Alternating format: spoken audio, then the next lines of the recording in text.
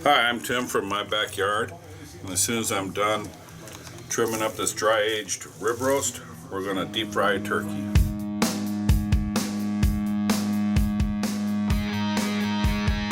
Here we are, just pulled the turkey out of the package. We're going to get it ready to put in the fryer in a few minutes, so we got to pat it dry, make sure we don't want any moisture in there that'll cause a flare up. So this turkey came with the cheater button, not needed. Then I also pull out the plastic leg wraps. You really don't need plastic in a hot pot of oil either, so get rid of that. Get the spare parts out. We save this for our crab bait and everything else. But the main thing you want to do is make sure you get all the moisture out of these turkeys, so when you submerge them they don't flare up. Normally I like to let them sit out for a couple hours just to make sure they drain really well.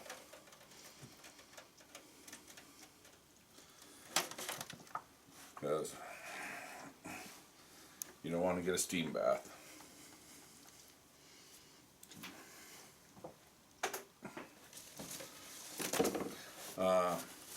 Some people season their turkeys prior to frying them. I normally don't, because you get such a good flavor out of them anyway. And I normally reuse my oil up to about 5 times, and that way you're not getting a bunch of extra crap floating around in your oil. So I trim up some of the extra fat off these things.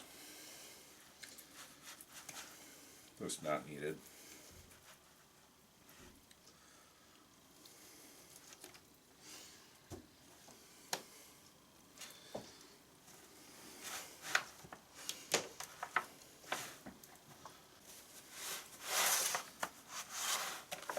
And there, now we'll let that sit out for about an hour or so just to make sure everything stays dry.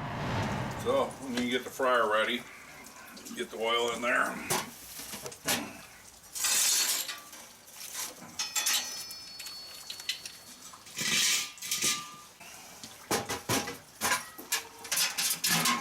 So what I normally use, this is an older Masterbuilt turkey fryer I bought probably 15-20 years ago.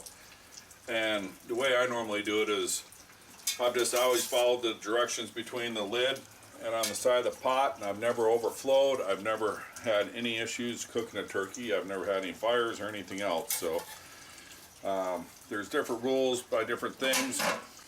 I use a combination of canola oil with peanut, and if you read the instructions on the oil, it says 375 for 3.5 minutes per pound.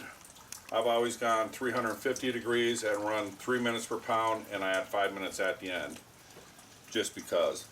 And all my turkeys turn out awesome. So let me go get the oil and get this lit and get it started.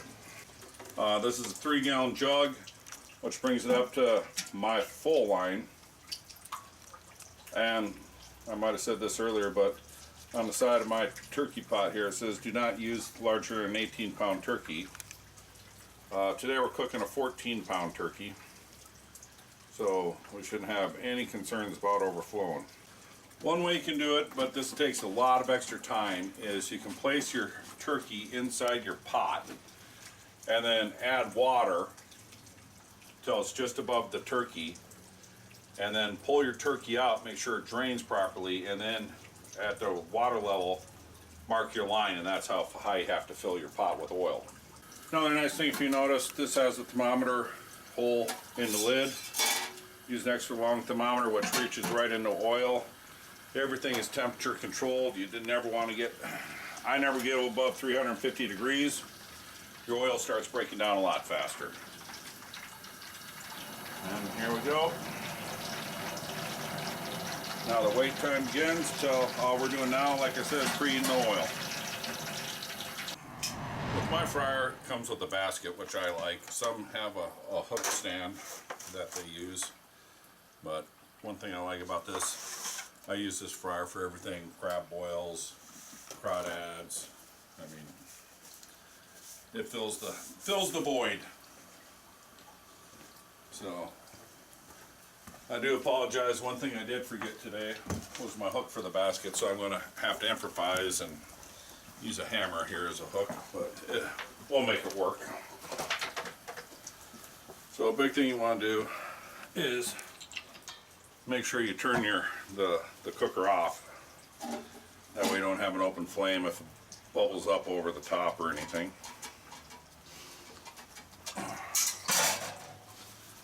Always set that down. Now when you put the turkey in, you want to go really slow too, just in case there's any flare up.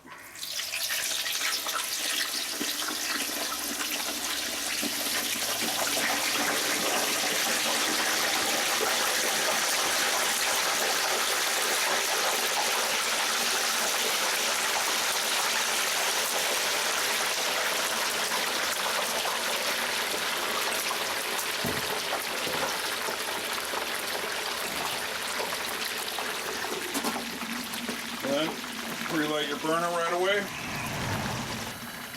So it's a 14-pound turkey, 3 minutes per pound, add 5 minutes. We're right at 47 minutes, so I just set a timer on my phone to make sure it goes off. Now the big thing is you want to make sure you monitor your temperature. You never leave it unattended.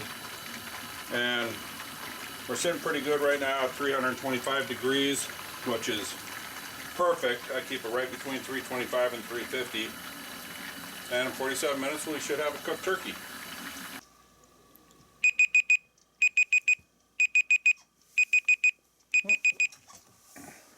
So our 47 minutes are up. Time to go get the turkey up. So of course the first thing you do is, shut the burner off, which I already did. Set that off to the side. One nice thing about using the basket style that I have, has hooks on it. And if you come over here and get a picture inside, you can see the oil that's still draining out of the center of the bird. I just let it sit for a minute or so just to make sure all the oil is drained out of it. Yep.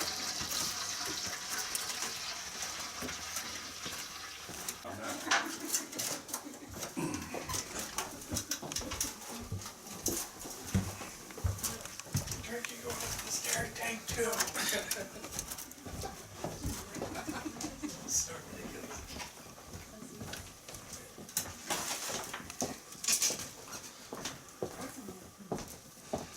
And there we go.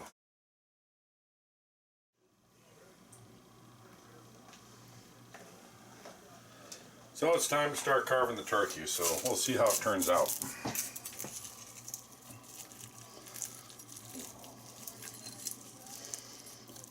Find the joint here.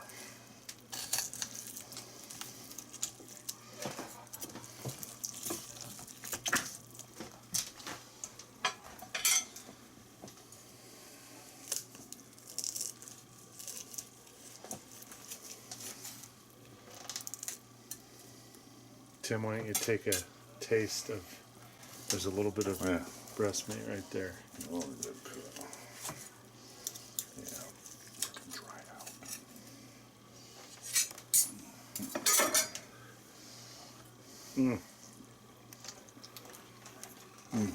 What do you think? Did it Nothing work? better than a deep fried turkey. So it worked. Yep.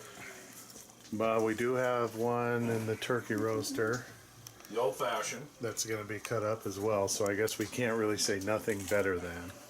Oh yeah, we can. All right. That's going to do it. Merry Christmas, everyone.